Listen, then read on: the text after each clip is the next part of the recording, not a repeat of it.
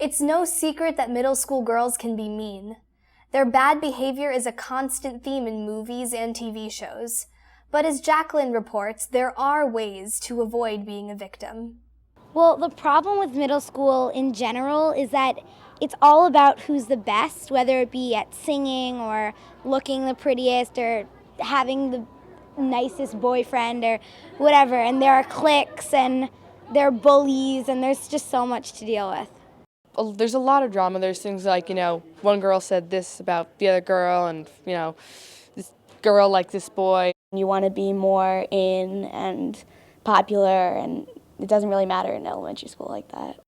Does that sound familiar? The challenges of middle school can be especially tough for girls. I think girls handle social situations very differently from the way our boys do. Girls are tough on one another. And Doc Wilson should know. For most of his years at New York's Master's School, it was all girls. Now it's co-ed. I mean, I've seen boys have an argument or maybe even a fight in the morning and go out of the building at the end of the day arm in arm. And I've said it myself and other teachers say, but didn't you guys have an argument this morning? Oh yeah, but that was this morning. They can let it go a little more easily. You girls, and I think I'm right in saying this, hold on to things for a much longer time. And that spills over into your interactions in the classroom, the way you experiment with friendships. It's tough being a girl, but I don't think you're inherently meaner than the boys, just different. As part of our special series on surviving middle school, we found some issues are the same for guys and girls. For example, guys talks about the challenge of dealing with more difficult schoolwork. Well, there's definitely a lot more work and more projects, and you have a lot more expectation to do better. But with girls, in addition to academic stress, there's a lot of social pressure. Pressure to look perfect, to wear the right clothes, and hang with the right clique. Sometimes I feel under pressure to be perfect. You're exposed to all kinds of social media.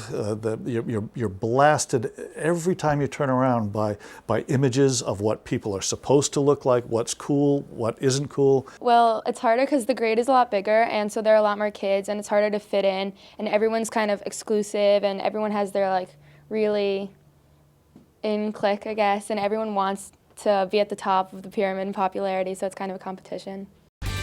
So, what do you do about it? An action plan when we come back.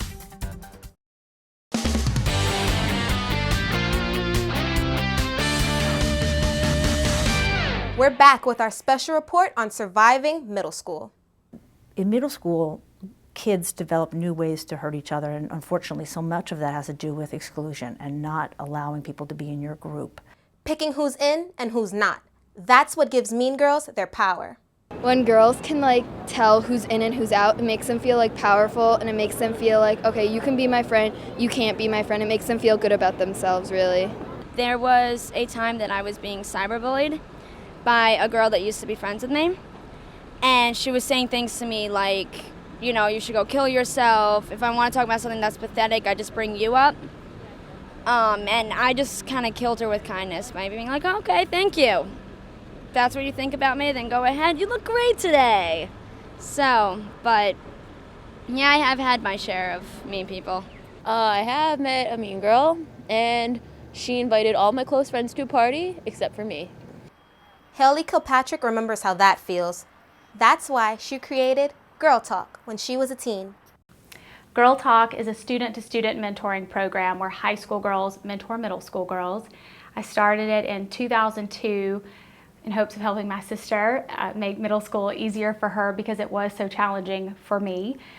Girl Talk clearly meets a need. The organization is now global, reaching more than 40,000 girls. The website provides a toolkit for starting your own Girl Talk chapter. It's a way to turn negative energy into something positive. I think the real magic happens with these middle school girls, and they're hearing these messages that it's not okay to exclude, it's not okay to treat each other the way you are treating your peers, it's not okay to bully and participate in cyberbullying.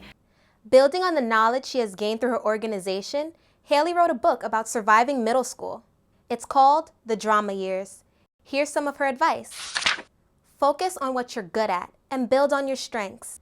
Identify sources of stress so you can develop strategies for managing them. Find healthy ways to relax. And take comfort in what you have. Instead of yearning for brand names, set your own style. Because a lot of times what happens is, let's say you like wear a new kind of clothing that just came out and everyone's like, ew, that's so weird. And then like 3 days later or a week later, you see everyone's wearing the thing that they thought that was so weird. Haley also urges everyone to do some volunteering. And not just because it looks good on a college application. Because being involved in something bigger than yourself really helps put your problems in perspective, and all of a sudden it doesn't matter if you have the right clothes, if you have the right car, the right house, and we found that it's working for girls of all different backgrounds through Girl Talk. What also works is extending a helping hand to others. Cliques are real. They're part of life. I understand that. But put yourself in the shoes of the kid who's on the outside trying to find a way to enter the group. If you can manage in your heart of hearts to somehow, some way, reach out to that youngster, I think you'd be well served. We've all been there. And you know what? Even though you're on the inside today, those tables can turn mighty fast on you. So at least be willing to extend that hand of welcome to another child, because you might find yourself in that situation yourself in the not too distant future. Just be yourself, honestly, because if you try too hard, you might be in the more popular group, but you're not really happy with your friends and who you are. So just be yourself and work hard, and you'll get by. I mean, obviously there are people I don't like and people who don't like me, but once you meet the right people, then you're good, I guess. That's basically it. You just have to trust that you know who you are, and you have to stick to who you are. I agree, be yourself and also branch out. There are a lot of new people and make friends with everyone. Try to be like friendly and outgoing. In case you feel like you're the only one suffering through middle school, listen to this quote from a former student. In middle school and junior high, all my friends ditched me, so I was really lonely. The person who said that is one of today's most popular celebs, Taylor Swift. So no one is immune to middle school misery. In A Tale of Two Cities, Charles Dickens wrote, "It was the best of times, it was the worst of times." He could have been describing middle school. No question, middle school can be a challenge, and the challenges are different for guys than they are for girls. This week, Scott reports on surviving middle school from the boys' perspective. Middle school is life-changing. Middle school is competitive. Annoying. Confusing. Is stressful. Middle school is a circus juggling act. Those comments don't surprise Dr. Michael Thompson, a psychologist and an author. He spent a lot of time studying the issues boys face in school. Boys are not as wired as well for school as girls are. It's a harder fit for them, and it is right to middle school because they're so much more physically active, they're so much more impulsive, and they want to be outside running around. And boys are more likely than girls to drop out before finishing high school. But schoolwork isn't the only challenge boys face in middle school. I really appreciate you coming to talk to me. To help us with this report, Dr. Thompson agreed to guide a discussion with some students from the Master's School in Dobbsbury, New York. You guys are all in 6th, 7th, and 8th grade, right? Yeah. All right. Do you think of middle school as being a pretty tough time in your life, tougher than elementary? I feel that during the middle school years, socially it gets a lot harder, but at the same time it's getting academically harder, which puts more stress on you than you've had in your elementary years. You start to become more aware of your actions, what people think of you. You have academic worries, you have social worries. Yes, Josh. I do find middle school a little harder, and not just because of the fact that school gets harder every year as you go on.